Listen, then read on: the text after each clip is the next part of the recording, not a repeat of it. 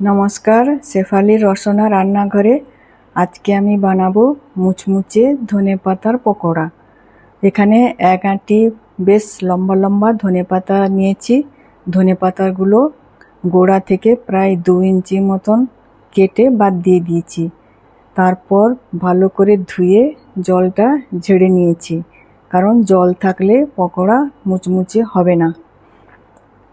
এবার নিয়েছি 1.5 কাপ বেসন, 1/2 কাপ চালের গুঁড়ো, 1/3 কাপ কর্নফ্লাওয়ার, 1 চামচ ধনিয়া পাউডার, 1 চামচ লাল লঙ্কা পাউডার, সামান্য হলুদ পাউডার, 1/2 চামচ কালো জিরে, পরিমাণ মতো নুন আর 1/2 চামচ বেকিং সোডা। সব উপকরণগুলো একটা চালনিতে ঝেড়ে নেব। তারপর বোলের মধ্যে দিয়ে একটু একটু জল দিয়ে ব্যাটারটা স্মুথ করে বানিয়ে নেব, যাতে লাম্প না থাকে।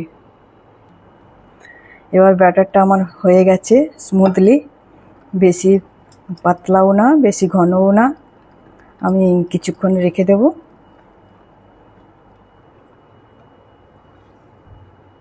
এবার আমি এই ব্যাটারের মধ্যে 1 চামচ গরম তেল দিয়ে দিলাম। আর আমি ব্যাটারটা বানানোর সময় 300 ml আমার জল লেগেছে। আর এবার আমি একটু ভালো করে তেলটা মিশিয়ে দেব ব্যাটারের মধ্যে।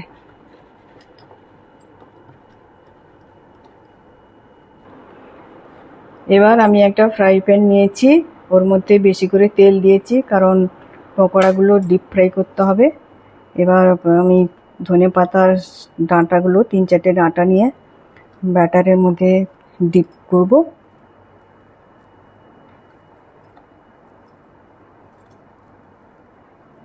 এক্সট্রাগুলো আমি বের করে দিচ্ছি। এবার আমি কড়াইতে দিয়ে দিলাম, মিডিয়াম হিটে আমি ফ্রাই করে নেব।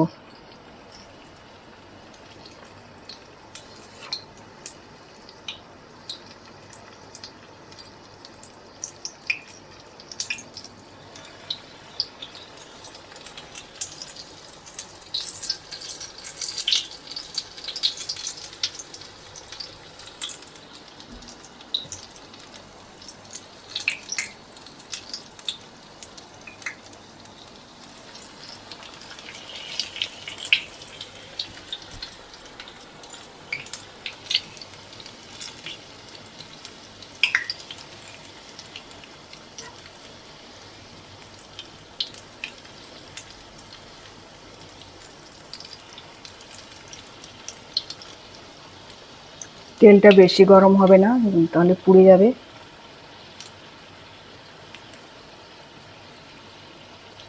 বেশি ঠান্ডাও হবে না, কারণ তাহলে মুচমুচে হবে না। খেয়াল রাখতে হবে তেলটা যেন ঠিক মতন গরম হয়।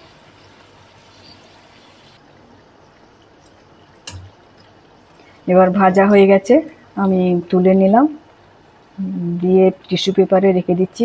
এক্সট্রা যে তেল আছে ওটা সোক করে যাবে। এইভাবে আমি এক একটা করে সব ভেজে নেব।